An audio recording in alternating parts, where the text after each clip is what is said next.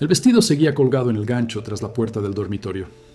Blanco, con puños de encaje y una cola que ella misma había cosido durante 3 meses de noches silenciosas.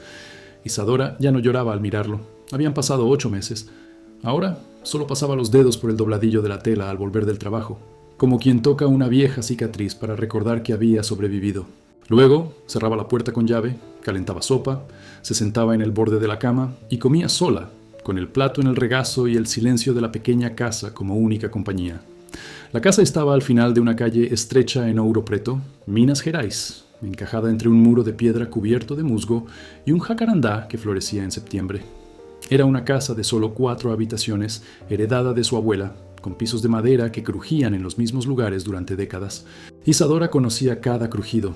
Sabía exactamente dónde pisar para no despertar al gato que dormía en el pasillo y dónde evitar sentir el frío que subía del sótano en los días de invierno. Conocía esa casa tan bien como conocía su propio cuerpo, con familiaridad y cierto cansancio. Trabajaba en la biblioteca municipal. Llegaba a las 7 de la mañana, antes que cualquier otro empleado, y encendía las luces del salón principal con un gesto casi litúrgico. Le gustaba el olor a libros viejos, el polvo que flotaba en los rayos de luz que se filtraban por los altos ventanales. Allí, entre estanterías de madera oscura y mesas de lectura desgastadas por el tiempo, Isadora se sentía menos sola. No porque hubiera gente, casi todas las mañanas la biblioteca estaba vacía hasta las 10, sino porque los libros tenían una presencia serena y constante. No juzgaban, no se marchaban. Renato se había ido. No el día anterior, ni la semana anterior, ni con la tibia advertencia de alguien que perdía el interés. Renato se fue ese día. El mismo día que ella caminaba por ese pasillo improvisado en el patio trasero de su madre, con flores silvestres en el pelo y un ramo tembloroso entre los dedos, lo primero que vio fueron rostros. Su madre, doña Carmen, con los labios apretados en una fina línea, con la mirada fija en el suelo. El padre, seu Antonio, con las manos en los bolsillos, permanecía de pie, como una estatua de vergüenza. La hermana de Renato, Leticia, a quien nunca le cayó bien Isadora, sostenía su celular con una expresión que podía ser de lástima o de triunfo. Con ella, nunca se sabía. Y en el altar, una mesa cubierta con un mantel blanco y un jarrón de lirios, no había nadie. El pastor esperaba con la Biblia abierta. Un primo de Renato intentaba llamarlo. Alguien murmuró algo sobre el tráfico. Otra persona dijo que tal vez se había enfermado. Isadora estaba allí, en medio de ese patio trasero con sillas de plástico y cintas de raso atadas a los árboles. Ella lo entendió antes que nadie, antes de las llamadas sin respuesta, antes del mensaje que llegó 40 minutos después. Lo siento, no puedo, necesito tiempo. Ya lo sabía, porque Renato siempre tenía una forma particular de estar presente sin estar realmente presente. Siempre tenía un pie en el pasillo, una maleta invisible junto a la cama, una vacilación en la mirada cuando ella hablaba del futuro. No gritó, no se desmayó. No tiró el ramo al suelo, simplemente se dio la vuelta, caminó hacia la habitación donde se había preparado, se quitó los zapatos que le apretaban los pies y se sentó en el borde de una cama que no era suya. La madre de Renato entró después de unos minutos. No dijo nada, simplemente se sentó a su lado, suspiró y permaneció allí, como si el silencio fuera la única manera honesta de disculparse por un hijo al que ella tampoco entendía.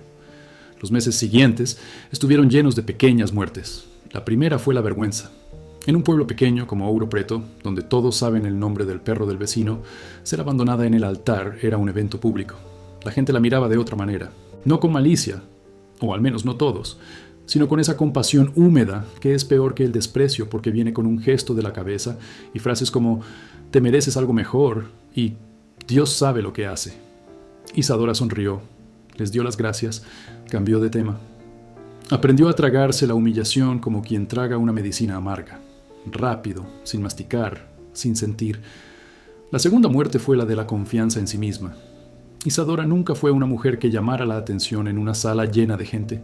Tenía el rostro ovalado, ojos castaño oscuro, un cabello que insistía en rizarse cuando llovía, y manos siempre un poco ásperas de lavar platos y pasar páginas. No usaba maquillaje, no sabía caminar con tacones, no tenía una risa fácil, ni la clase de belleza que hace que los hombres giren la cabeza en la calle. Ella lo sabía, siempre lo supo. Pero con Renato, durante los 4 años que estuvieron juntos, se había permitido creer que nada de eso importaba, que había alguien en el mundo que la veía como era y pensaba que eso era suficiente. Que la dejaran en el altar fue una prueba brutal de que no lo era. La tercera muerte, la más silenciosa y prolongada, fue la de la esperanza.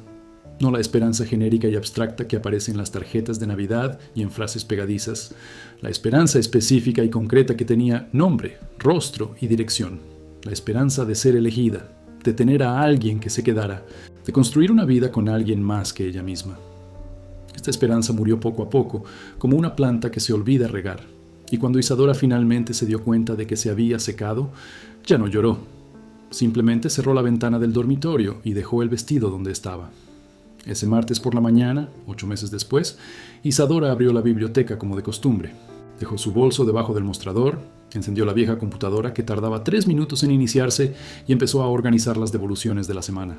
Olía a lluvia en el aire, y la luz que entraba por las ventanas tenía ese tono grisáceo que transformaba la habitación en una especie de acuario silencioso. Fue entonces cuando se abrió la puerta. No levantó la vista de inmediato. Estaba acostumbrada a las pocas visitas habituales. El profesor jubilado que venía a leer el periódico, el estudiante de historia que investigaba la Inconfidencia Mineira, el niño de 12 años que leía todos los libros de aventuras del estante del fondo.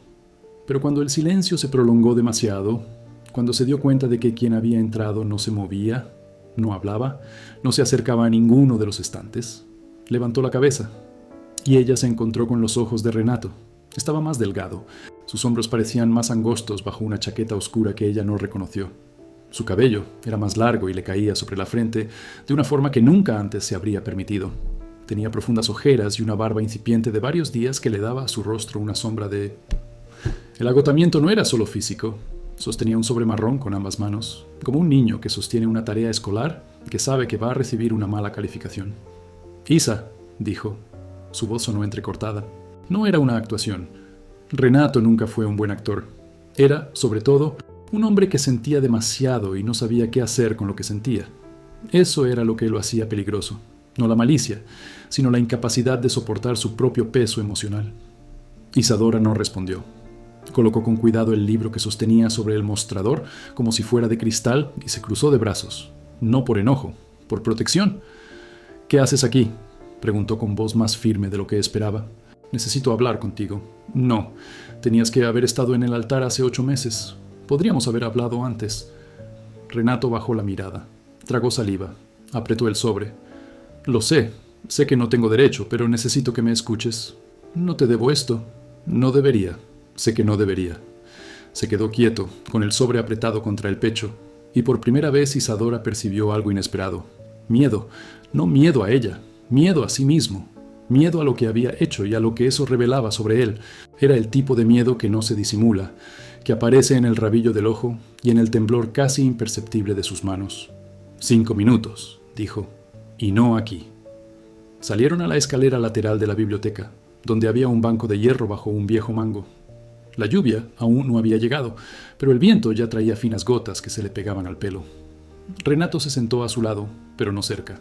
Mantenía una distancia que parecía medida, como si supiera exactamente el perímetro que no debía cruzar. «Me fui por miedo», dijo sin preámbulos. «No de ti, de mí mismo, de ser lo que necesitabas y no poder serlo, de prometerte una eternidad y saber que tal vez me rompería, de mirarte en ese altar y ver tanta confianza en tus ojos que no podría soportarlo». Isadora miró hacia adelante, a la calle adoquinada por donde cruzaba lentamente un perro flaco. «Tenías miedo de hacerme daño», dijo con una calma gélida. «Así que me hiciste daño primero, delante de todos, de la peor manera posible. Lo sé, ¿sabes? ¿Sabes lo que es llegar a casa con un vestido de novia y sin novio? ¿Sabes lo que es oír a tu madre llorar por teléfono porque cree que es culpa suya por haber criado a una hija que no fue lo suficientemente buena? ¿Sabes lo que es ir a trabajar un lunes y ver en los ojos de todos que ya lo saben, que ya lo han hablado, que ya les han dado pena?» Su voz no se alzó, no hacía falta. Cada palabra llegaba como una piedra arrojada a aguas tranquilas. Renato no se defendió, no intentó dar más explicaciones, simplemente le entregó el sobre. «Lo escribí», dijo. «Todo. Cada día desde que me fui. Cada noche me despertaba sabiendo que había destruido lo único bueno que tenía. No espero que lo leas. No espero que me perdones, pero necesitaba un lugar fuera de mí donde pudieran estar estas palabras». Isadora miró el sobre. Era grueso y pesado. Los bordes estaban arrugados, como si lo hubieran manipulado muchas veces antes. «No voy a leerlo», dijo. «Todo está bien, y no te lo perdonaré. Eso también está bien». Esperaba una discusión, esperaba insistencia, esperaba al Renato que conocía. el que siempre tenía un argumento, una justificación, una forma de reorganizar la realidad para que encajara en el formato que necesitaba. Pero ese Renato simplemente asintió, dejó el sobre en el banco entre ellos, se levantó y se quedó quieto un momento, mirándola como se mira una casa donde una vez se vivió y se sabe que ya no se puede entrar. «Estás hermosa», dijo suavemente. «Siempre lo has estado». Y se fue. Isadora permaneció sentada en el banco 20 minutos. No tocó el sobre. Cuando regresó a la biblioteca, el profesor jubilado ya estaba en su silla de siempre, leyendo el periódico con lupa. Levantó la vista y le sonrió con esa amabilidad espontánea de los ancianos que han visto demasiado como para preguntar qué pasó. Ella le devolvió la sonrisa, guardó el sobre en el cajón inferior del mostrador y volvió a ordenar sus libros. No lo leíste esa noche, ni la siguiente. El sobre estuvo en el cajón de la biblioteca durante 6 días. Y durante 6 días Isadora trabajó, llegó a casa, calentó la sopa, alimentó al gato y durmió sin pensar en él. O intentando no pensar en él, lo cual, al final, era una forma de pensar aún más persistente. El 7º día, un miércoles con una lluvia intensa que provocó 2 cortes de luz en la biblioteca, abrió el cajón, no por curiosidad, por agotamiento, porque resistirse a algo requiere una energía que en algún momento se agota, y porque, aunque nunca lo admitiría, una parte de ella necesitaba comprender. El sobre contenía 43 cartas, 43 páginas escritas a mano, con la letra irregular de Renato, siempre apretando el bolígrafo con demasiada fuerza e inclinando las palabras hacia la derecha como si se cayeran. Cada carta tenía una fecha en la esquina superior. La primera era del día después de la boda que nunca se celebró. Isadora solo leyó el primero esa noche. Luego cerró el sobre, lo guardó en su bolso y se fue a casa bajo la lluvia, sin paraguas, sintiendo las gotas correr por su rostro como si fueran suyas y no del cielo. La primera carta decía cosas que ella no esperaba. No había disculpas, ni declaraciones de amor desesperado. Era solo una descripción. Renato describió la habitación de hotel barata donde había dormido esa primera noche, en Belo Horizonte, a 3 horas de distancia, y cómo el techo tenía una mancha de humedad que parecía el mapa de un país que no existía.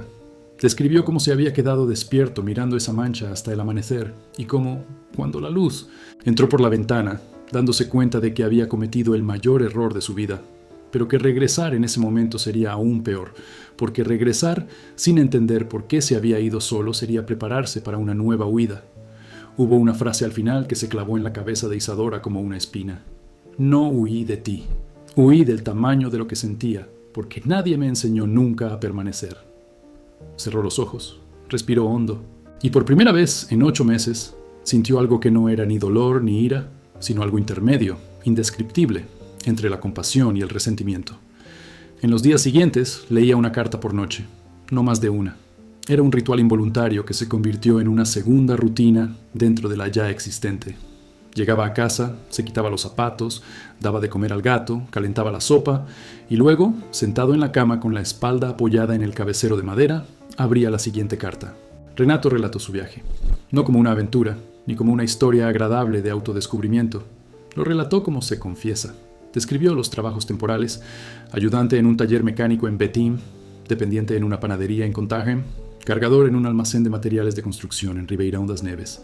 Describió las habitaciones alquiladas, siempre pequeñas, siempre temporales, siempre con algo roto que no se molestaba en arreglar. Describió las noches que pasaba bebiendo solo en bares de esquina, y las mañanas en que se despertaba con la boca seca y la certeza de que se estaba castigando por algo que merecía un castigo.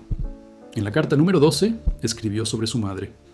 Doña Carmen lo había llamado para decirle que ya no lo reconocía, que el hijo que crió no huía de nada, que Isadora era lo mejor que le había pasado a esa familia y que él la había abandonado. Renato transcribió las palabras de su madre con una precisión que sugería que las tenía grabadas en su interior, no en el papel, sino en la carne.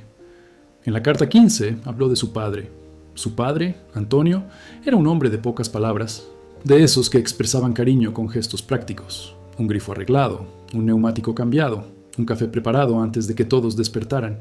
Renato escribió que llamó a su padre una vez, borracho, a las 2 de la mañana, y que su padre contestó al primer timbre. No dijo nada durante un buen rato, solo respiraba al otro lado de la línea, hasta que, tras minutos de silencio, dijo: «Hijo, volver atrás no es debilidad. Debilidad es saber que te equivocaste y fingir que no».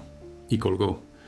Isadora sintió una opresión en el pecho al leer eso, no por Renato, por seu Antonio, porque siempre le había gustado ese hombre tranquilo que arreglaba las cosas sin que nadie se lo pidiera, que se sentaba en el porche al final del día y miraba las montañas como si hablara con alguien a quien nadie más ve. Se merecía un hijo que se quedara. Todos allí merecían a alguien que se quedara. En la carta 21, Renato describió un día en el que casi regresó. Estaba en una estación de autobuses en Divinópolis, con un boleto a Ouro Preto en el bolsillo, cuando vio a una mujer sentada al otro lado de la sala de espera. Sostenía a un niño dormido en su regazo y miraba por la ventana con una expresión que reconoció era la misma expresión que tenía Isadora cuando creía que nadie la miraba. Una mezcla de cansancio, ternura y una soledad tan profunda que parecía geológica, como si fuera parte de la formación misma de su rostro. Miró a esa mujer durante tanto tiempo que perdió el autobús, y cuando salió el siguiente, 2 horas después, no estaba en él, porque entendió que regresar por añoranza no era regresar, era huir de la soledad. E Isadora no merecía ser el destino de una huida. Mientras Isadora leía la carta, se detuvo, releyó el pasaje, colocó el papel en su regazo y se quedó mirando la pared del dormitorio, donde la sombra de la lámpara proyectaba una figura que parecía una persona sentada. Había algo en esas palabras que dolía de otra manera. No era el dolor del rechazo, era el dolor de reconocer que Renato, incluso con toda su cobardía, intentaba ser honesto. Yo intentaba no volver a lastimarla, y eso era, paradójicamente, lo más doloroso de todo, porque significaba que la amaba, a su manera retorcida e inadecuada, y que su amor simplemente no era lo suficientemente grande como para ser útil. Las cartas continuaron. En la carta 26 contaba que había empezado a asistir a un grupo de apoyo en una iglesia evangélica de Sete Lagoas. No por fe, Renato nunca había sido religioso, sino porque una señora ella trabajaba en la panadería donde él compraba pan todas las mañanas y lo invitaba, y él no podía negarse. El grupo era para personas con dependencia emocional, dijo, y al principio le pareció ridículo. Pero luego, al oír llorar a un hombre de 60 años porque nunca había podido decirle a su esposa que la amaba, algo en su interior se quebró. En la carta 30, Renato escribió la frase que lo cambiaría todo. Finalmente entendí que el problema no era el altar. El problema era yo creer que no merecía estar allí. Isadora leyó esa frase 3 veces. Luego guardó la carta, apagó la luz y se quedó a oscuras, escuchando la lluvia en el tejado y al gato ronroneando a los pies de la cama. Había algo ahí que reconoció, algo que también vivía en su interior. Esa silenciosa y corrosiva convicción de no ser suficiente, de ocupar demasiado espacio, de ser fácilmente reemplazable. Había pasado 8 meses creyendo que Renato la había dejado porque no era suficiente. Pero, ¿y si la había dejado porque creía no ser suficiente? La idea no me trajo consuelo, me trajo complejidad. Y la complejidad es una forma de dolor más madura, más honesta y más difícil. No lo buscó, no llamó, no envió mensajes, no preguntó a nadie dónde estaba. Siguió leyendo las cartas, una por noche, al mismo ritmo, en el mismo lugar, con la misma sopa, el mismo gato y el mismo silencio. Pero algo había cambiado. No en ella. Era la misma mujer tranquila que abría la biblioteca a las 7 de la mañana. Pero su paisaje emocional había cambiado, como una estación que cambia sin previo aviso, sin fecha en el calendario, simplemente porque el tiempo lo decidió. En la carta 35, Renato escribió que regresaba a Ouro Preto. No por ella, por su madre, que se había tropezado en las escaleras y se había fracturado la muñeca. Dijo que se quedaría en casa de sus padres hasta que se recuperara. Dijo que no buscaría a Isadora. Dijo que entendía si ella no quería volver a verlo. Y terminó la carta con una línea que parecía escrita y reescrita muchas veces, porque las palabras eran más oscuras que las demás, como si la pluma las hubiera repasado varias veces. Si un día puedes mirarme sin sentir dolor, será más de lo que merezco. Isadora terminó de leer las 43 cartas una noche de viernes a finales de noviembre, cuando el calor ya empezaba a arreciar y las cigarras cantaban en los patios traseros como si el mundo estuviera hecho solo de sonido y oscuridad. La última carta era breve, solo 2 líneas. Estoy en casa de mis padres. El número de teléfono es el mismo. No llamaré. Pero si llamas, contestaré al primer timbre. Reconoció el eco. Era Antonio, el padre que contestó al primer timbre. No llamó esa noche, ni la siguiente. Pero el lunes, al abrir la biblioteca y encontrar un libro en el mostrador que alguien había devuelto el fin de semana, una novela vieja y amarillenta titulada El amor en los tiempos del cólera, se detuvo. Se quedó mirando el título demasiado tiempo. Luego volvió a dejar el libro en el estante. Se sentó en la silla detrás del mostrador y pensó en algo que García Márquez había escrito y que había leído años atrás, sobre cómo la gente no se enamora cuando encuentra a alguien perfecto, sino cuando encuentra a alguien cuyas imperfecciones puede tolerar.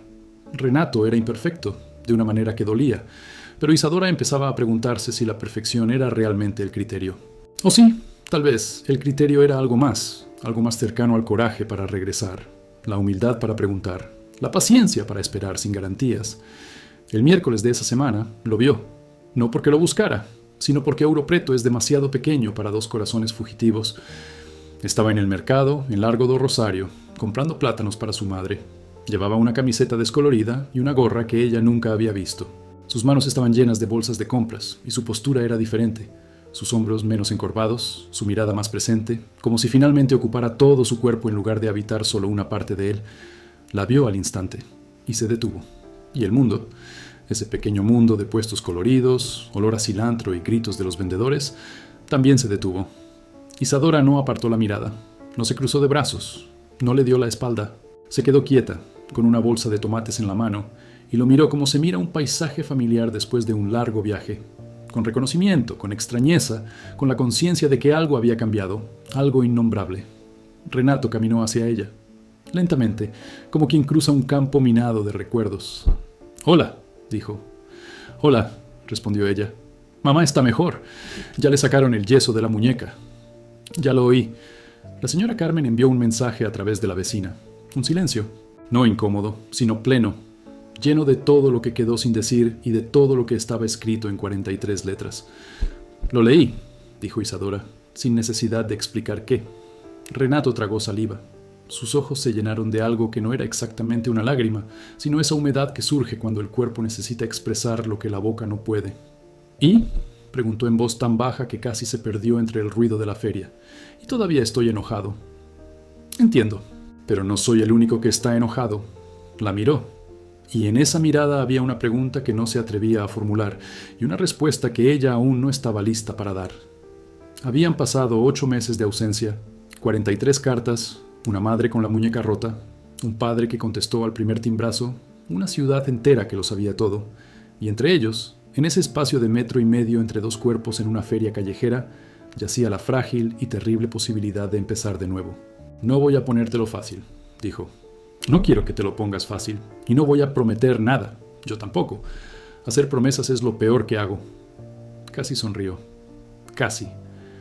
Fue un movimiento tan breve en las comisuras de sus labios que podría haber sido confundido con una contracción involuntaria. Pero Renato lo vio, y esa casi sonrisa fue, para él, más que cualquier sí explícito. «Café», dijo Isadora. «Mañana, en la panadería de Seu Geraldo, a las 4. Si llegas un minuto tarde, me voy y punto. Estaré allí a las 3. Ella asintió, le dio la espalda y caminó entre las tiendas con el corazón latiendo a un ritmo que no había sentido en meses, ni rápido ni frenético, sino vivo, inconfundiblemente vivo. Renato llegó a la panadería a las 3:18.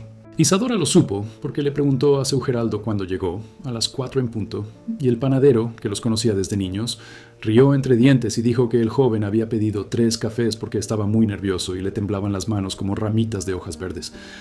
Isadora no rió, pero sintió que algo se aflojaba en su pecho, como un nudo que empezaba a ceder. Estaba en una mesa al fondo, cerca de la ventana que daba al callejón, donde los chicos jugaban a la pelota. Se levantó al verla, le acercó su silla, volvió a sentarse, cruzó las manos, las descruzó, la miró como quien mira al borde de un precipicio y decide saltar, no por valentía, sino porque quedarse quieto ya no es una opción. «Quiero contártelo todo», dijo. «No las cartas. Las cartas son la versión que logré escribir. Quiero contarte la versión que no cabía en el papel. Entonces, dime». Y Renato contó la historia. Contó que el miedo no había empezado el día de la boda. Había empezado meses antes, cuando encontró a Isadora probándose el vestido frente al espejo del dormitorio, girando lentamente, con una sonrisa que nunca antes había visto. Una sonrisa tan pura y llena de confianza que sintió un nudo en el estómago, porque esa sonrisa era para él. Toda esa confianza estaba depositada en él. Y supo, con la certeza visceral de quien conoce sus propios defectos al dedillo, que no era digno de ella. Relató cómo creció viendo a su padre silenciar sus sentimientos y a su madre compensarlo con palabras excesivas, y que aprendió desde muy joven que el amor era una negociación silenciosa entre lo que uno siente y lo que uno demuestra. Que nunca aprendió a decir «tengo miedo» sin sentir que estaba fracasando.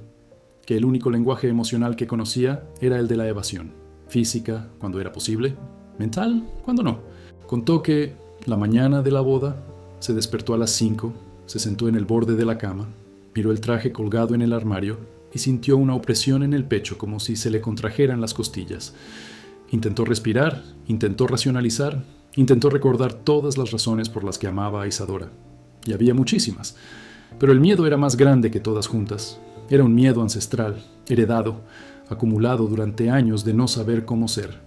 Contó que se subió al coche y condujo, sin destino, sin plan, sin equipaje, que solo se detuvo cuando se quedó sin combustible en una gasolinera de una ciudad cuyo nombre ni siquiera leyó, que estuvo sentado en el coche 2 horas, con las manos en el volante y el motor apagado, mirando el salpicadero polvoriento, hasta que un empleado de la gasolinera tocó la ventanilla y le preguntó si estaba bien.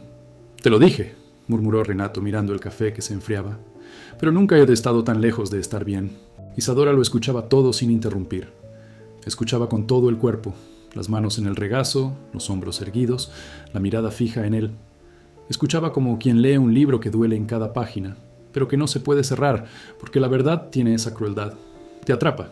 Cuando terminó, el silencio que se instaló entre ellos no era vacío, era denso, como la pausa entre 2 acordes de una canción que aún no ha terminado.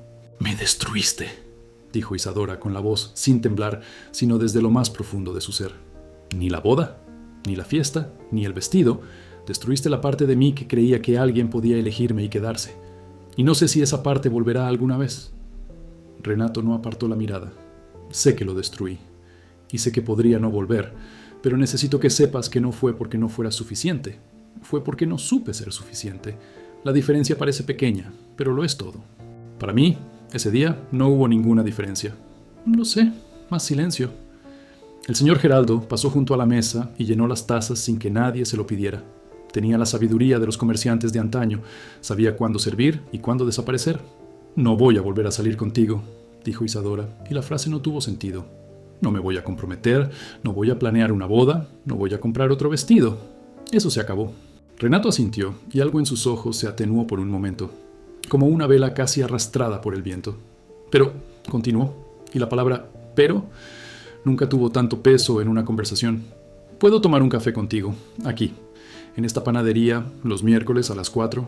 Si no me das una razón para parar, seguiré. Si me la das, pararé y no habrá vuelta atrás. Los miércoles, a las 4, aquí. Eso. Gracias. No me agradezcas. Lo hago por mí y no por ti». Casi sonrió. Casi. Y esta vez era su versión de la casi sonrisa que ella le había dado en la feria. Breve, contenida, pero inconfundiblemente genuina. Los miércoles comenzaban como sesiones silenciosas disfrazadas de café. En las primeras reuniones hablaban de cosas pequeñas, el clima, la renovación de la plaza, el nuevo sacerdote que rezaba demasiado rápido, el gato de Isadora que había engordado. Eran conversaciones superficiales, pero la superficie era necesaria porque allí se podía reconstruir la confianza. No en las profundidades, donde todo estaba aún crudo, sino en la superficie, en los pequeños gestos, en la demostración reiterada de que presentarse ya era un acto de valentía. Renato nunca llegaba tarde. Llegaba temprano, se sentaba en la misma mesa, pedía 2 cafés, uno con azúcar para él y otro sin azúcar para ella, y esperaba. Cuando Isadora entraba, se ponía de pie, no como un caballero de película, sino como alguien que se pone de pie por respeto, por reconocimiento, por silenciosa gratitud de que ella todavía estuviera allí. El miércoles, Isadora hizo una pregunta que había estado guardando desde la primera carta. «Esa mujer de la estación de autobuses, la que lleva al niño en brazos, ¿te la inventaste?» «No. Ella era real». «¿Y qué sentiste al mirarla?» Renato pensó un momento. Hizo girar la taza entre los dedos. «Te extraño, pero no a ti. Extraño lo que podría haber sido si no hubiera tenido tanto miedo». Isadora asintió. No porque lo comprendiera del todo, sino porque reconoció su honestidad. Y la honestidad, en ese momento, valía más que cualquier promesa. El 8º miércoles, Renato trajo algo. Ni flores, ni un regalo, nada que pudiera parecer un intento de soborno o seducción. Trajo una fotografía, una vieja foto en blanco y negro de una pareja sentada frente a una casa de barro con un niño en el regazo. La mujer llevaba un vestido sencillo y miraba directamente a la cámara con una expresión que mezclaba cansancio y desafío. El hombre la miró. «Mis abuelos», dijo Renato. «Joaquín y Elsa. Se casaron en 1953. Él era arriero y a veces se ausentaba durante meses. Ella se encargaba de todo sola. La casa, los niños, la granja, los animales. Una vez, él estuvo ausente 6 meses sin enviar noticias. Ella pensó que había muerto. Cuando regresó, no le habló durante 3 semanas. 3 semanas enteras de silencio bajo el mismo techo. ¿Y luego qué? Entonces habló. Solo una frase. Dijo: si desapareces de nuevo, no necesitas volver porque habré aprendido a vivir sin ti. ¿Y desapareció otra vez? Nunca más. Murió a los 87 años, en el porche de aquella casa, con su mano en la suya. Isadora contempló la foto largo rato. Los rostros de los abuelos de Renato tenían esa hermosa dureza de quienes vivieron antes que la comodidad, quienes amaron antes que la tranquilidad, quienes se quedaron no porque fuera fácil, sino porque quedarse era la única palabra que conocían para expresar lo que sentían. ¿Por qué me muestras esto?, preguntó. Porque quiero ser como él, no como yo. Quiero aprender a quedarme. Aprender no es lo mismo que tener éxito, lo sé, pero es un comienzo. Pasaron las semanas. Los miércoles se convirtieron en una especie de arquitectura emocional. Cada encuentro era un ladrillo, cada conversación, cemento, cada silencio compartido, un muro que se alzaba lentamente, no como protección, sino como refugio.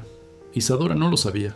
Para nombrar lo que sentía, no era amor, al menos no el amor de antes, hecho de expectativas y proyección.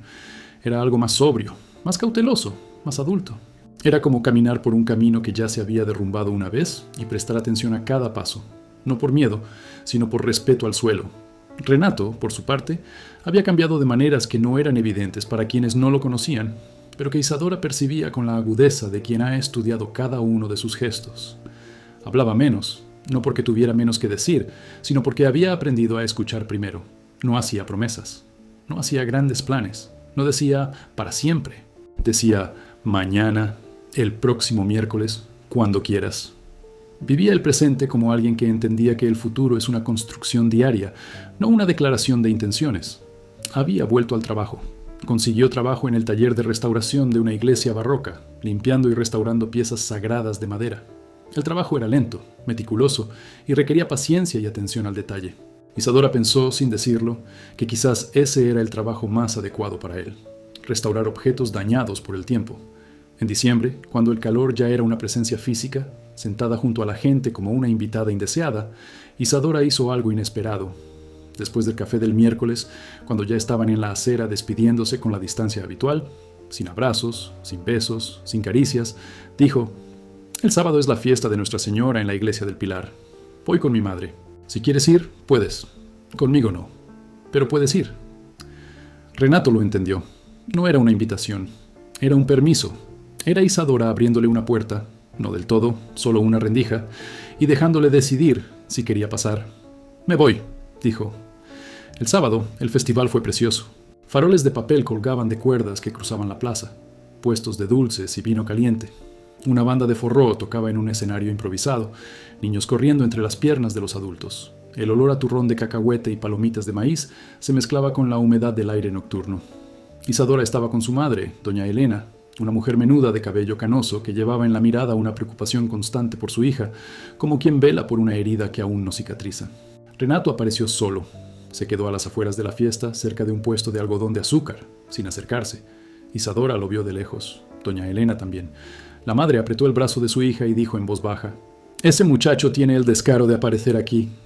«Madre, lo sé, no voy a decir nada. Pero si te hace llorar otra vez, me encargaré yo misma». Isadora dejó escapar un suspiro que casi parecía una risa. Luego, lentamente caminó hacia él. Su madre se quedó atrás, fingiendo examinar los dulces que no iba a comprar, pero sin apartar la vista de ellos dos. Renato la vio acercarse y su cuerpo reaccionó antes que su mente. Abrió los hombros, enderezó la postura. Sus ojos se iluminaron con ese brillo especial que la gente tiene cuando aparece ante ellos la persona que más desea ver en el mundo. Fue involuntario, fue genuino. E Isadora, que llevaba meses desconfiando de todo lo que provenía de él, reconoció ese brillo como algo inmanejable. «Viniste», dijo ella. «Dijiste que podía». Se quedaron uno al lado del otro, viendo tocar a la banda sin decir mucho.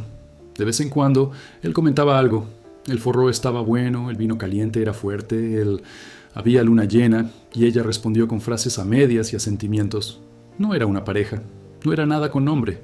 Eran solo dos personas que ocupaban el mismo espacio, y poco a poco recordaban que esto podía ser bueno.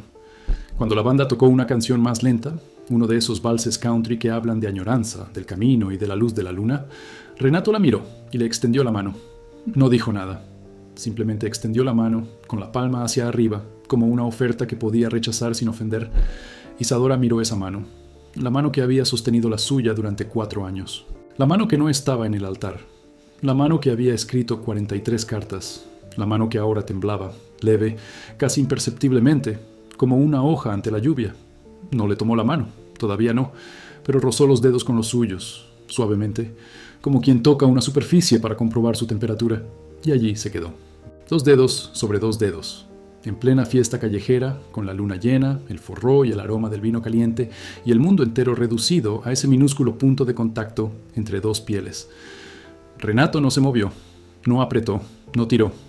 Permaneció completamente inmóvil, como si supiera que cualquier otro movimiento sería demasiado, que este instante era tan frágil como el cristal y que solo necesitaba aferrarse al instante sin romperlo. La música terminó. Isadora retiró los dedos y sin mirarlo, dijo: «El próximo miércoles, a la misma hora», y volvió caminando hacia su madre, que la observaba desde lejos con los ojos entrecerrados y los labios apretados, como alguien que tiene una opinión que hace un esfuerzo colosal por no expresar. La Navidad llegó con el insoportable calor de diciembre en Minas Gerais, y con ella el peso de las tradiciones familiares que, para Isadora, siempre han sido una mezcla de cariño y obligación. Doña Elena preparó la cena de Navidad en casa. Su comida, pollo asado, arroz con pasas, farofa, vinagreta, tostadas francesas, era obligada e invitó a los vecinos, a su madrina Silda y a sus 2 hijos solteros, quienes miraban a Isadora con un interés que ella fingió no notar. El día anterior, doña Elena llamó a su hija para charlar un rato en la cocina, mientras el pollo se marinaba y el ventilador giraba demasiado lento para hacer alguna diferencia. «No voy a interferir», empezó doña Elena, lo cual, como sabe cualquiera con madre, es la forma clásica de empezar a interferir. «Pero necesito preguntarte algo. ¿Vuelves a ver a ese joven? Tomamos café los miércoles». «Cafetería». «Cafetería». Doña Elena se secó las manos con el paño de cocina con una energía que sugería que estaba secando algo más que solo agua. «Isadora, te vi ese día. Te vi regresar con ese vestido. Vi tus ojos. No volveré a ver eso». «Mamá, estoy tomando un café, no planeando una boda. El café se convierte en cena, la cena en noche, la noche en promesa, la promesa en vestido. Conozco el ciclo». Isadora suspiró. Se sentó en el taburete cerca de la estufa y miró a su madre con una ternura que no era nueva, pero que se había intensificado en los últimos meses, como un río que encuentra un nuevo cauce. «Mamá, ya no soy la misma persona que era hace 8 meses. Esa Isadora creía que el amor era incondicional y que bastaba con desearlo con todas las fuerzas para que funcionara. Esta Isadora sabe que el amor se construye a diario y que querer no basta, requiere acción, presencia, repetición. Si Renato me lo demuestra, continúo. Si no, paro. Así de simple». Doña Elena miró a su hija un buen rato. Luego él asintió lentamente, con los ojos llenos de lágrimas, y se volvió hacia la estufa como si la conversación hubiera terminado. Pero antes de remover la olla, dijo en voz baja: «Has llegado a parecerte mucho a tu abuela». E Isadora sabía que ese era el mayor cumplido que su madre podía hacerle. Enero trajo la lluvia. La lluvia de enero en Ouro Preto no es como la de otros lugares. Cae con furia, como si el cielo ajustara cuentas con la tierra, y transforma las calles adoquinadas en ríos que se precipitan por las laderas con una rapidez que contrasta con la lentitud de todo lo demás en la ciudad. La biblioteca tenía goteras en 3 puntos diferentes, e Isadora colocaba cubos en los mismos lugares cada año, con la resignación de quien convive con defectos conocidos. En una de esas tardes lluviosas, Renato se presentó en la biblioteca fuera de su horario habitual. No era miércoles, era lunes, a las 2 de la tarde, y estaba empapado, con la camisa pegada al cuerpo y el pelo chorreando, sosteniendo una bolsa de plástico que protegía algo dentro. «Sé que no es miércoles», dijo, todavía en la puerta, como si pedir permiso fuera una condición para existir en su espacio. «No lo es. Lo sé. Pero encontré esto en el estudio y pensé en ti». Extendió la bolsa de plástico. Dentro había un libro. No era nuevo, sino viejo, con la tapa de cuero desgastada y las páginas amarillentas, con olor a tiempo y a manos que lo habían sostenido antes. Era una edición de los años 40 de Dom Casmurro de Machado de Asís, hallada detrás de un altar que Renato estaba restaurando. «Estaba escondido detrás de un trozo de madera», dijo. «Alguien debió ponerlo ahí hace décadas. Quizás un sacerdote que leía en secreto, no lo sé. Pensé que quedaría mejor contigo que acumulando polvo detrás de un santo». Isadora tomó el libro con cuidado. Lo abrió por la primera página. Había una dedicatoria manuscrita en tinta azul descolorida. Para Cecilia, quienes todos los capítulos. JM, 1947. Una dedicatoria de amor de casi 80 años de antigüedad, que sobrevive detrás de un altar, encontrada por un hombre que intentaba restaurar cosas rotas. Isadora miró a Renato. Estaba allí, empapado en sudor, con la bolsa de plástico vacía en las manos. Su expresión no era de expectación, sino de rendición. No esperaba nada a cambio. No intentaba comprar el perdón. Simplemente era quien era en ese momento. Un hombre imperfecto que había encontrado algo hermoso y había pensado en ella. Gracias, dijo Isadora. Y por primera vez en meses, la palabra no llegó contenida, medida, protegida. Llegó entera, cálida, y con un peso que no era gratitud por el libro, sino por algo más grande, por la persistencia, la presencia, la paciencia de alguien que aparece incluso cuando no es miércoles. Renato asintió. Se quedó un momento, como si quisiera decir más, pero decidió que el gesto ya era suficiente. Luego volvió a salir bajo la lluvia, e Isadora se quedó con el libro pegado al pecho, escuchando las gotas de lluvia en los cubos y sintiendo algo que no había sentido en mucho tiempo. No amor, aún no era amor, sino la posibilidad de que existiera. La posibilidad, como una semilla que alguien planta en la tierra sin saber si lloverá, sin saber si germinará, simplemente porque plantar es el único acto de fe que aún tiene sentido. Febrero llegó con el carnaval y Ouro Preto se llenó de gente. Mochileros, estudiantes de casas compartidas, familias de Sao Paulo y alrededores. Río, a donde llegaban en autobús con hieleras de poliestireno y sombrillas. La ciudad se transformó. Las calles se llenaron, las iglesias estaban abarrotadas y la biblioteca estaba vacía, porque nadie va a la biblioteca en carnaval, excepto Isadora, que abría de todos modos, todos los días, festivos o no, porque la rutina era la columna vertebral que mantenía su cuerpo emocional en equilibrio. Renato no apareció el miércoles de carnaval. Isadora se sentó en la panadería a las 4, pidió su café sin azúcar y esperó. A las 4:30, Seu Geraldo limpiaba el mostrador con una mirada discretamente preocupada. A las 5, pagó y se fue. No sentía rabia, sentía algo peor, la confirmación de un miedo que nunca había desaparecido, solo permanecía latente. El miedo de que Renato fuera, al final, exactamente quien siempre había temido que fuera. Alguien que se desvanecía. Alguien para quien la presencia era algo temporal, no algo natural. Caminó hacia su casa a pasos rápidos, con la respiración entrecortada y el pecho pesado. Abrió la puerta, entró y casi tropezó con el gato que maullaba de hambre. Le dio de comer, cerró la puerta con llave, se sentó en la cama e hizo algo que no hacía desde el día de su boda. Lloró, poco, sin sollozos. Lloró con esa voz silenciosa y sobria que desarrolla la gente acostumbrada al dolor. Pocas lágrimas, mucha moderación, como un grifo que gotea porque alguien olvidó cerrarlo bien.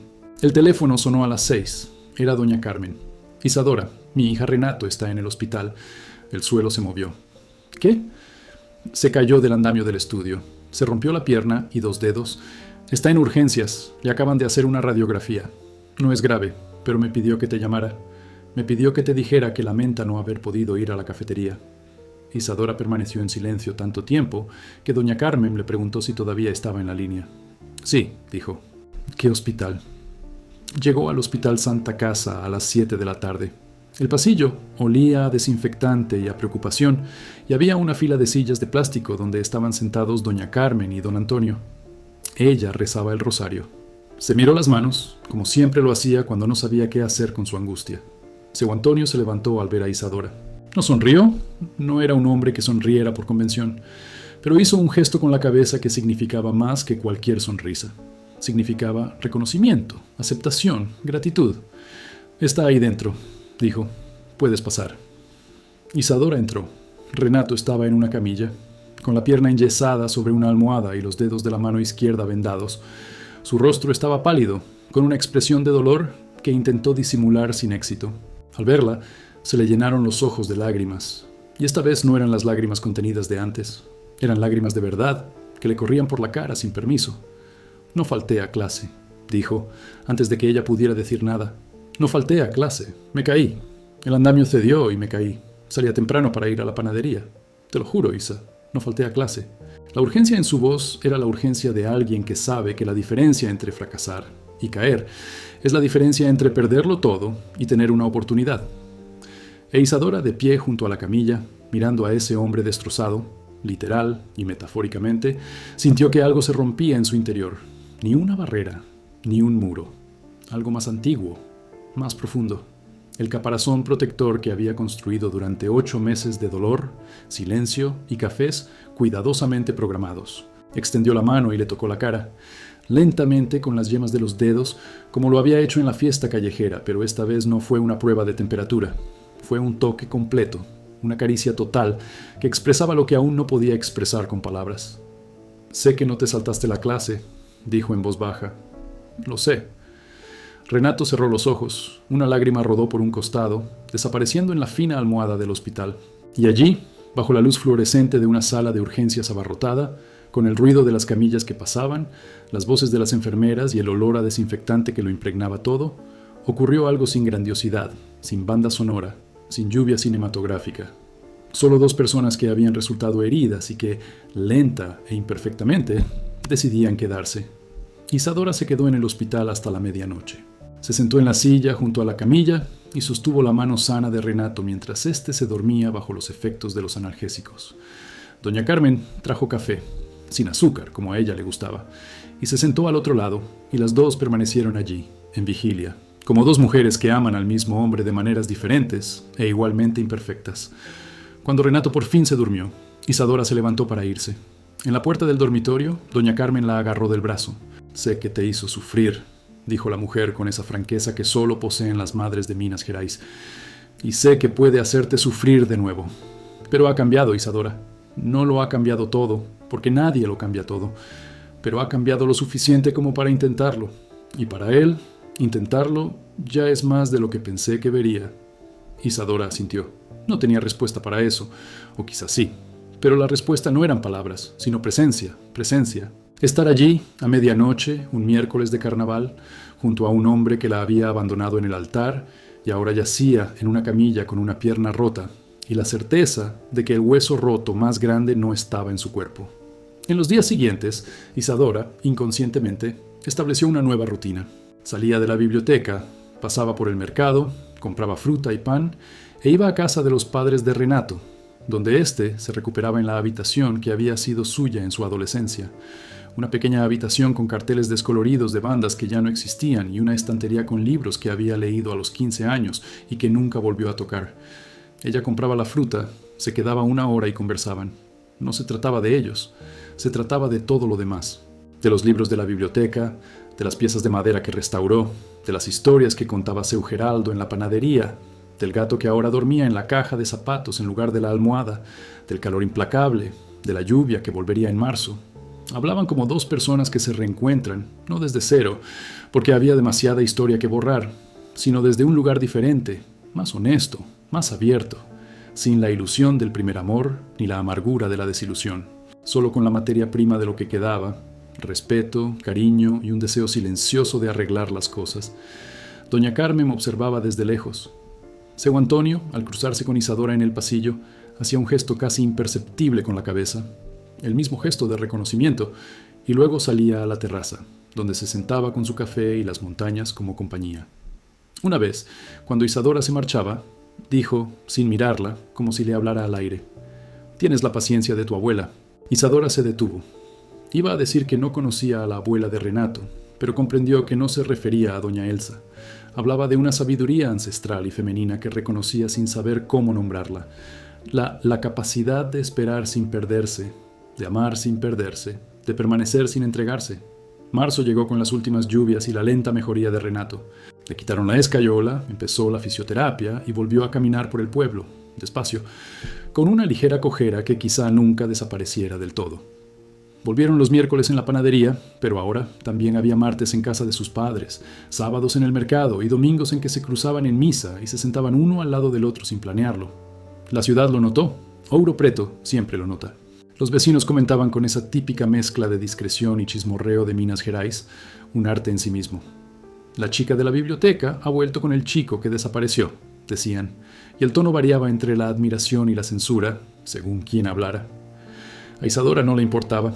Había llegado a un punto en que las opiniones de los demás eran solo ruido, un sonido de fondo que no interfería con la música que intentaba componer. Un domingo de marzo, después de misa, Renato invitó a Isadora a caminar hasta el mirador de Itacolomi. Era una caminata larga para alguien con una escayola recién retirada, pero insistió con la dulce terquedad que era uno de los pocos rasgos que conservaba. Caminaron lentamente. El sol del atardecer doraba las fachadas coloniales y las torres de las iglesias, y la ciudad, vista desde lejos, parecía una pintura hecha con amor y pereza, hermosa, imperfecta, eterna. Llegaron al mirador sudorosos y sin aliento, y se sentaron en una gran roca desde donde podían ver todo el valle, con sus montañas cubiertas de bosque y el cielo que comenzaba a teñirse de naranja. «He venido aquí desde niño», dijo Renato. «Cuando me peleaba con mi madre, cuando sacaba malas notas, cuando no sabía qué hacer con mi vida, subía y me quedaba mirando hasta quedarme en blanco. ¿Funcionó?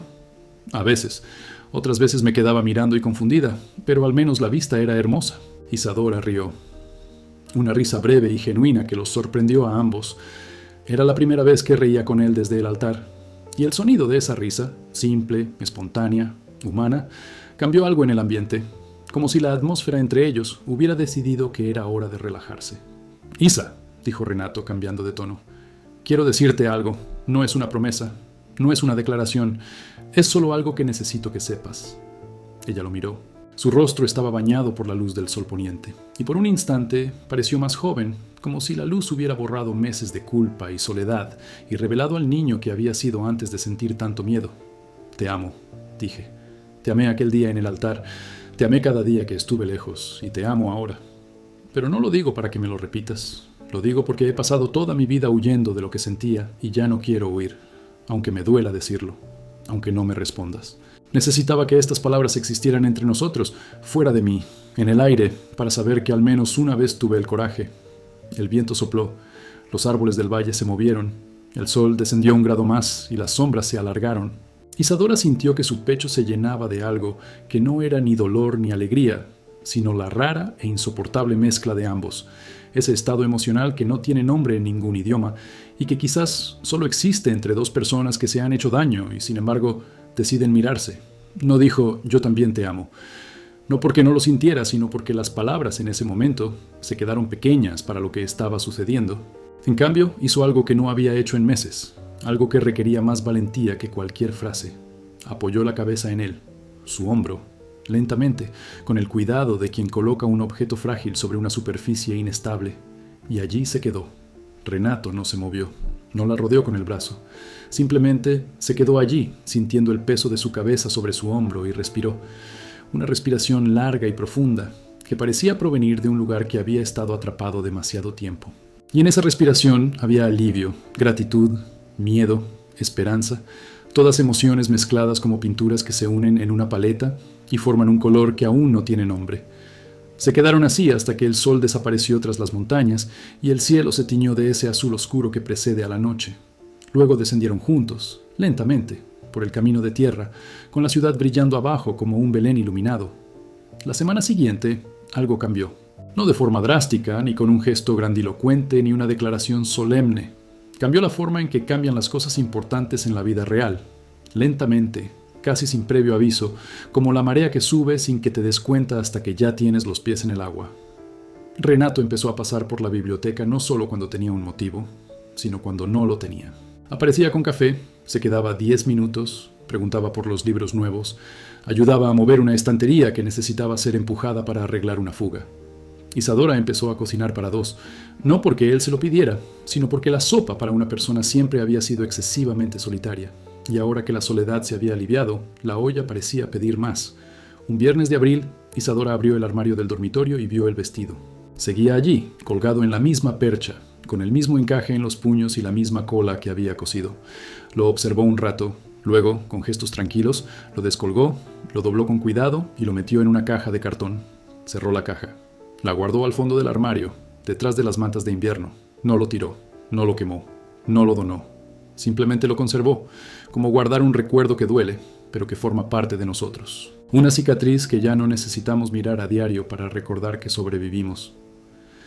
Esa noche, cuando Renato llegó a cenar, porque cenar juntos los viernes se había convertido en otra tradición silenciosa entre los dos, ella dijo: «Me quedé con el vestido».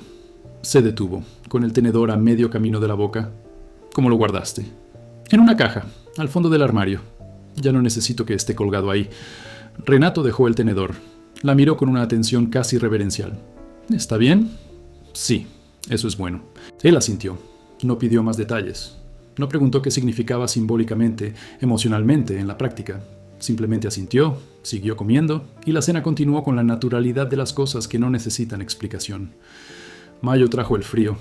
Las mañanas en Ouro Preto estaban envueltas en niebla, e Isadora empezó a usar la bufanda que su abuela había tejido años atrás, una gruesa bufanda de lana color vino que olía a naftalina y recuerdos. La biblioteca permaneció fría hasta el mediodía, cuando el sol finalmente logró filtrarse por los altos ventanales y calentar las mesas de lectura. Fue ese mes que Renato terminó de restaurar la pieza central del taller, una imagen del siglo XVIII de Nuestra Señora de la Concepción que llevaba décadas deteriorándose. El trabajo duró 4 meses y el resultado fue una belleza discreta. La madera se recuperó, los colores revivieron, las grietas se rellenaron con un material que no disimuló el daño, sino que lo integró. La pieza parecía lo que era: vieja, restaurada, imperfecta, hermosa. El día que la pieza fue devuelta a la iglesia, se celebró una pequeña ceremonia. El sacerdote bendijo la imagen, los feligreses aplaudieron, y el maestro del taller, un hombre de unos 60 años llamado Seubaldir, que fumaba en pipa y hablaba poco, puso la mano sobre el hombro de Renato y dijo, en voz suficientemente alta para que todos lo oyeran: «Este chico tiene las manos de alguien que entiende que arreglar las cosas es más difícil que empezar desde cero». Isadora estaba allí, escuchó, y las palabras de Seubaldir resonaron en su interior durante días, porque había una verdad que trascendía la restauración de la madera. Reparar es más difícil que reconstruir desde cero. Reconstruir un amor destruido es más difícil que empezar uno nuevo. Requiere más paciencia, más humildad, más coraje, una mano más firme. Y Renato, a su manera imperfecta y vacilante, estaba haciendo precisamente eso.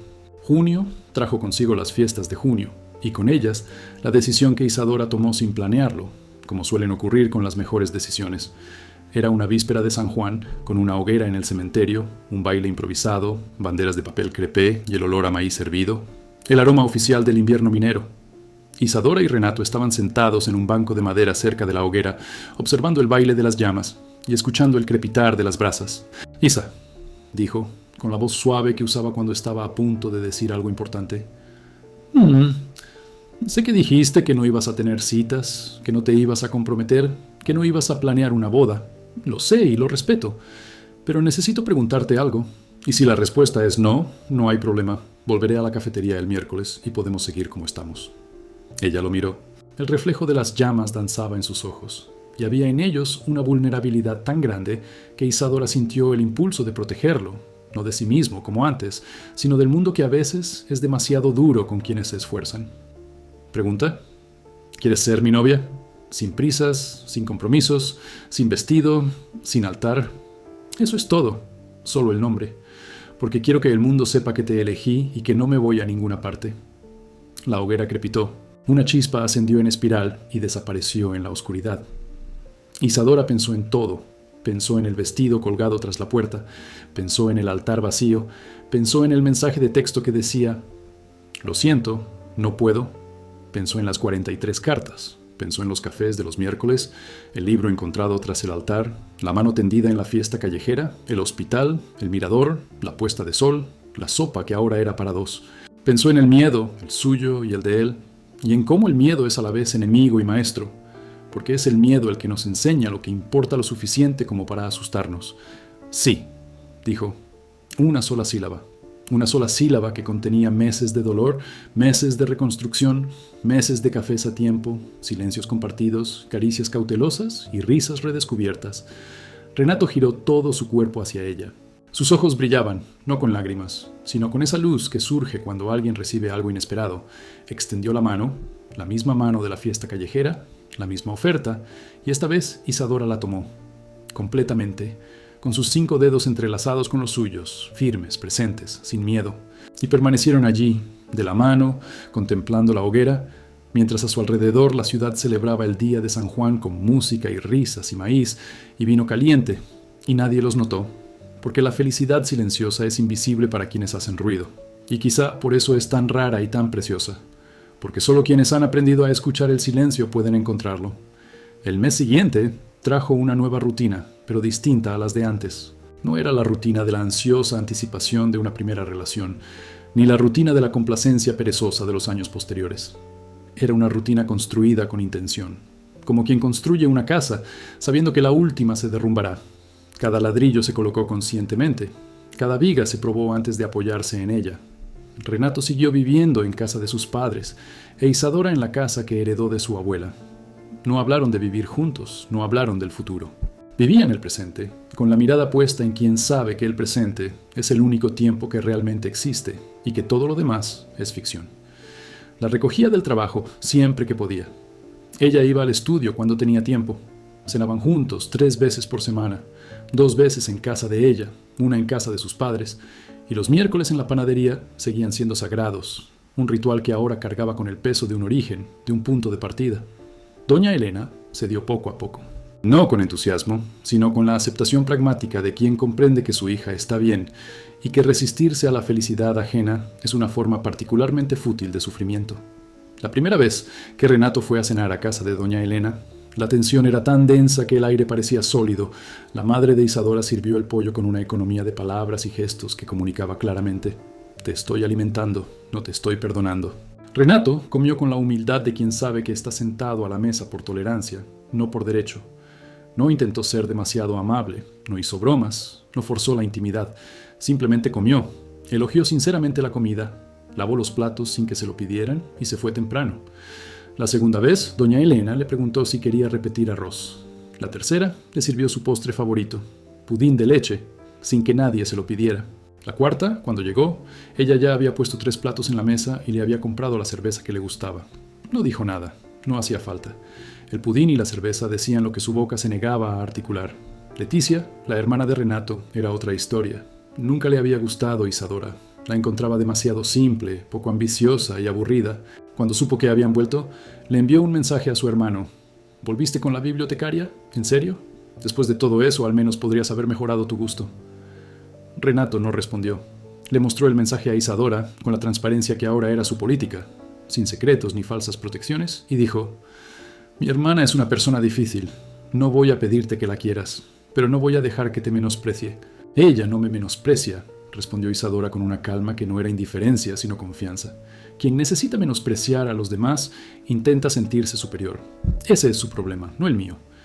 Renato la miró como si viera a alguien por primera vez, no porque no la conociera, sino porque estaba descubriendo una nueva dimensión en alguien a quien creía conocer por completo. Y en ese momento comprendió algo que las cartas no habían captado, que las palabras no podían alcanzar. Isadora no era solo amable, era fuerte, una fuerza silenciosa, que no presume, que no necesita demostrar nada, la fuerza de quien sobrevive a la humillación sin amargarse, la fuerza de quien es abandonado en el altar y aún abre la puerta cuando el mismo hombre regresa. Los meses seguían pasando con este nuevo ritmo. Agosto, septiembre, octubre, las estaciones cambiaban. El jacarandá volvía a florecer frente a la casa de Isadora, con esas flores moradas que caían sobre la acera como confeti de una fiesta que nadie había organizado. El gato subió de peso. La biblioteca recibió una computadora nueva. Renato terminó de restaurar 3 piezas más y Seubaldir lo invitó a ser socio del taller.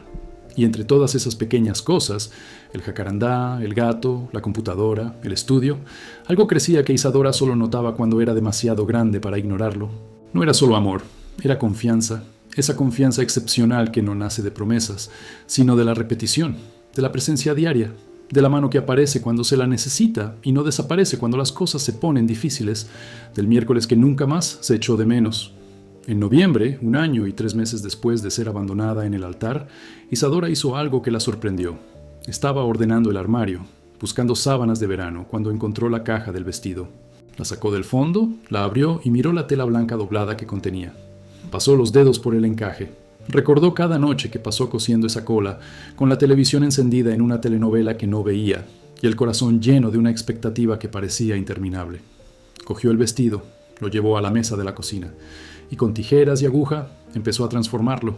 Cortó la cola, quitó el encaje de los puños, acortó el dobladillo, simplificó el escote. Trabajó 3 noches, con el gato durmiendo a sus pies y la radio sonando suavemente. Y cuando terminó, lo que tenía en sus manos ya no era un vestido de novia. Era un vestido de verano, blanco, sencillo, hermoso. Un vestido para ir al mercado, a la panadería, a la biblioteca. Un vestido para vivir, no para prometer. El miércoles siguiente entró en la panadería de Seu Geraldo con el vestido puesto. Renato ya estaba en la mesa, con sus 2 cafés. Al verla, Se detuvo, miró el vestido y lo entendió.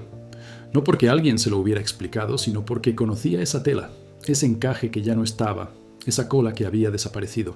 Y lo que vio no fue un vestido transformado, fue una mujer que había tomado su dolor y cosido algo nuevo con él, algo útil, algo cotidiano, algo que sirviera al presente en lugar de estar anclado en el pasado. «Te ves hermosa», dijo, y su voz temblaba de una manera que no era miedo, era reverencia. Isadora se sentó, tomó su café sin azúcar, y por primera vez fue ella quien le sostuvo la mano sobre la mesa, frente a seu Geraldo, frente a cualquiera que quisiera ver, no como una declaración, ni como una actuación, como un hecho, simple, presente, real. El señor Geraldo llenó las tazas sin que nadie se lo pidiera. Sonrió para sí mismo, con esa sonrisa de quien ha visto mucho y todavía se sorprende cuando dos personas deciden que quedarse es más valiente que irse. Pasó el verano, y con él llegó la segunda Navidad. Esta vez, Isadora invitó a Renato a la cena de Navidad en casa de doña Elena, no como una prueba, no como un ensayo, como una inclusión natural y orgánica, como si siempre hubiera formado parte de esa mesa, de esa familia, de esa vida. Doña Elena abrió la puerta y miró a su yerno, porque así lo habían empezado a llamar todos, sin que nadie lo decidiera oficialmente, con una expresión que combinaba severidad y cariño como solo las madres pueden. Renato entró, saludó a todos, puso el vino en la mesa y fue a la cocina a ayudar sin que nadie se lo pidiera. Doña Elena lo vio cortar el pavo con una destreza inesperada y le dijo a Isadora en voz baja: «Al menos corta bien». Era lo más parecido a un cumplido que Renato iba a recibir, y fue suficiente. La noche fluyó con la naturalidad de las cosas que finalmente encuentran su lugar. Zilda, la madrina, contaba historias, sus hijos solteros, que ya habían renunciado a mirar a Isadora, jugaban a las cartas. Doña Elena sirvió demasiadas tostadas francesas y no aceptaba que nadie se negara. Y Renato, en un momento en que nadie prestaba atención, acercó su boca al oído de Isadora y dijo: «Gracias, por esto, por todo». Ella le apretó la mano por debajo de la mesa, y en ese apretón se encontraba todo lo que las palabras no pueden expresar, y que los gestos solo sugieren: la frágil y hermosa certeza de que estaban construyendo algo que, esta vez, tenía cimientos. El año nuevo llegó con fuegos artificiales que iluminaban las torres de las iglesias y los tejados coloniales.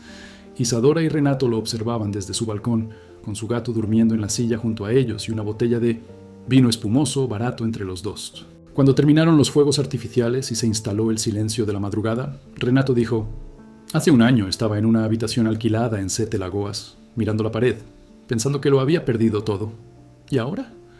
Ahora mismo te miro y pienso que no merezco nada de esto, pero aquí estoy. Y aquí me voy a quedar». Isadora lo miró en la tenue luz del balcón, con los últimos ecos de los fuegos artificiales a lo lejos y el olor a pólvora en el aire. Y dijo, con una voz que cargaba con el peso de cada café, cada carta, cada silencio, cada toque cauteloso que los había llevado hasta allí: «Te amo». Era la primera vez que lo decía, no porque no lo hubiera sentido antes, sino porque necesitaba que las palabras llegaran en el momento oportuno, no como respuesta, ni como reacción, sino como decisión. Una decisión tomada con los ojos abiertos, con la memoria intacta, con la cicatriz visible y el corazón aún disponible.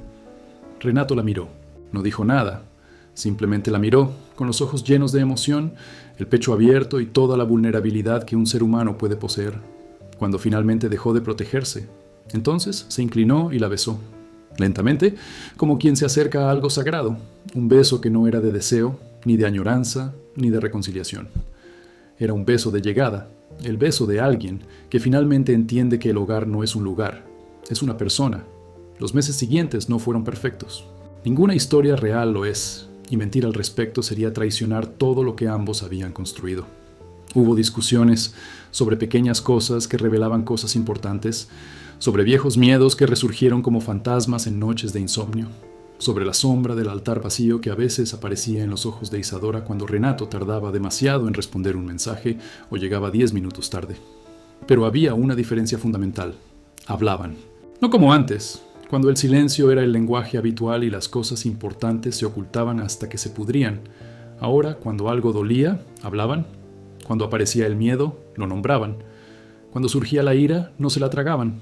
Se ponía sobre la mesa, se examinaba, se comprendía, no siempre con elegancia, no siempre con calma, a veces en voz alta, con lágrimas, con portazos demasiado fuertes, pero siempre con la intención de resolver, no de destruir. En marzo, Renato propuso algo que Isadora no esperaba. «Quiero ir a terapia», dijo durante una cena en su casa. «Juntos, no porque nos vaya mal, sino porque no quiero esperar a estar mal para pedir ayuda. Ya lo hice una vez y lo perdí todo». Isadora dejó el tenedor en el plato. Lo miró con una expresión que era en parte sorpresa, en parte orgullo y en parte gratitud. «¿Juntos? Si quieres, yo también puedo ir sola. Pero creo que hay cosas que solo se pueden resolver con alguien externo escuchando». Fueron juntos. La terapeuta se llamaba Doctora Aparecida. Era una mujer de 60 años con gafas redondas y una planta en su consultorio que parecía necesitar más agua. En la primera sesión, les pidió a cada uno que se describieran en 3 palabras. Isadora dijo: «valiente, imperfecta, presente». Renato dijo: «fuerte, paciente, hogareña, hogar». La misma palabra que había pensado durante el beso de Año Nuevo. Y escuchar esa palabra en su voz, en un consultorio médico con una planta marchita y una terapeuta con gafas redondas, fue más significativo para Isadora que cualquier declaración en la cima de una montaña. La terapia continuó. Semanal, luego quincenal, luego mensual. No como una obligación, sino como mantenimiento, como llevar el coche al mecánico no porque esté roto, sino para que no se averíe. Y en ese espacio seguro, con la tranquila guía de la doctora Aparecida, desenterraron cosas que ni siquiera sabían que estaban enterradas. Renato habló de su padre, de cómo Seu Antonio, a pesar de toda su bondad, nunca le había dicho «te amo», de cómo crecer sin escuchar esas palabras crea un vacío que uno pasa la vida intentando llenar, a veces con trabajo, a veces escapando, a veces con un miedo tan grande al fracaso que escapar parece más seguro que intentarlo. Isadora habló de su abuela, de cómo doña Lourdes, la mujer que le dejó la casa, fue abandonada por su esposo a los 35 años y nunca volvió a salir con nadie. De cómo creció viendo a su abuela vivir sola con una dignidad hermosa y terrible a la vez. Hermosa porque era plena, terrible porque era solitaria. Y de cómo, sin darse cuenta, había asimilado la lección de que ser fuerte significaba no necesitar a nadie. «Pero lo necesito», dijo Isadora en la tercera sesión, con la voz temblorosa y los ojos enrojecidos. «Necesito gente, lo necesito a él, y decir eso me asusta más que cualquier altar vacío». Renato le tomó la mano, y esta vez fue él quien lloró. Llegó la primavera de nuevo, luego la lluvia, luego el calor, luego el frío una vez más. Las estaciones sucedieron como siempre, indiferentes a los dramas humanos, constantes en su rotación, hermosas en su repetición. Y en esta rotación, Isadora y Renato se estaban convirtiendo en algo que ninguno de los dos podría haber imaginado posible un año antes. Una pareja que funciona, ni perfecta, ni ideal, ni digna de una película. Una pareja real, con grietas visibles y reparaciones conscientes como la imagen de Nuestra Señora que Renato había restaurado. Vieja, reparada, hermosa precisamente porque las marcas del tiempo formaban parte de su belleza. 2 años después del día en que el altar quedó vacío, un sábado por la mañana, Isadora despertó y encontró a Renato en la cocina. Estaba preparando café, siempre se despertaba primero, y el gato estaba acurrucado a sus pies, ronroneando con esa satisfacción obscena de los felinos que se saben amados. La luz de la mañana se filtraba por la ventana, dibujando rectángulos dorados en el suelo de madera, y olía a pan recién hecho desde la panadería de Seu Geraldo, 4 calles más allá. «Buenos días», dijo Renato sin darse la vuelta. «Buenos días», respondió ella, apoyándose en el marco de la puerta, observándolo. Se giró con la taza en la mano, sin azúcar, como a ella le gustaba, y al entregársela, sus dedos se rozaron. Un roce cotidiano que ocurría cada mañana y que, precisamente por eso, era extraordinario. Porque lo extraordinario no está en los grandes gestos, en las propuestas de matrimonio cinematográficas, en los votos eternos ante altares decorados. Lo extraordinario está en la repetición, en la mano que sirve el café cada día, en la presencia que permanece cuando la novedad se desvanece, en la decisión silenciosa y cotidiana de quedarse. Isadora bebió su café. Miró a Renato, que ahora lavaba los platos con la soltura de quien lo llevaba haciendo años, y lo llevaba haciendo allí, en esa cocina, durante meses, sin que nadie se lo pidiera, sin que fuera una obligación, simplemente porque vivir juntos significaba compartir no solo amor, sino también los platos y el café y las mañanas y los silencios, y los días difíciles y los días ordinarios. «Renato», dijo ella, «quiero casarme contigo». Se detuvo. El agua seguía corriendo y la espuma del detergente goteaba de la esponja, suspendida en el aire. Se giró lentamente, con la expresión de quien ha oído algo pero no está seguro de si lo ha oído. «¿Qué? Quiero casarme contigo. Sin vestido nuevo, sin altar decorado, sin lista de invitados, sin meses de planificación. Solo nosotros, el cura y 2 testigos. En la iglesita de Rosario, porque es la más cercana a la panadería de Seu Geraldo y podemos tomar un café después. Renato dejó caer la esponja. Cerró el grifo. Se secó las manos con el paño de cocina con una lentitud que no era tranquila. Estaba procesando. Su cuerpo intentaba absorber lo que sus oídos habían captado, y sus ojos, ahora llenos de todo lo que solía ocultar, confirmaron que la absorción estaba ocurriendo. ¿Estás segura?, preguntó con la voz más baja que jamás había oído. Estoy segura de que quiero casarme contigo en esta cocina, con el olor a café y el gato a tus pies. Estoy segura de que quiero que lo primero que hagamos como matrimonio sea tomar un café en la panadería. Y estoy segura de que si te escapas esta vez, te perseguiré y te arrastraré de vuelta. Se rió, una risa que era mitad risa y mitad llanto, que le estremeció los hombros y le humedeció los ojos, y que contenía, en su desorden, hermoso, todo el agradecimiento de un hombre que sabe que recibió más de lo que merece, y que pasará el resto de su vida tratando de merecerlo. No voy a huir, dijo. Nunca más. Lo sé, respondió ella. Lo sé.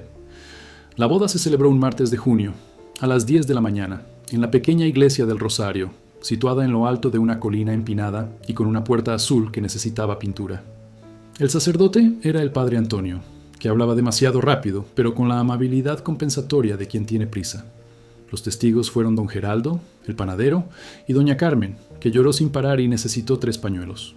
Don Antonio se sentó en la última fila, con las manos en los bolsillos y la mirada fija en su hijo, y cuando el sacerdote dijo, «Pueden besar a la novia», el anciano hizo algo que Renato nunca le había visto hacer. Sonrió. Una sonrisa pequeña y contenida, tan parecida a la suya que era como mirarse en un espejo del futuro.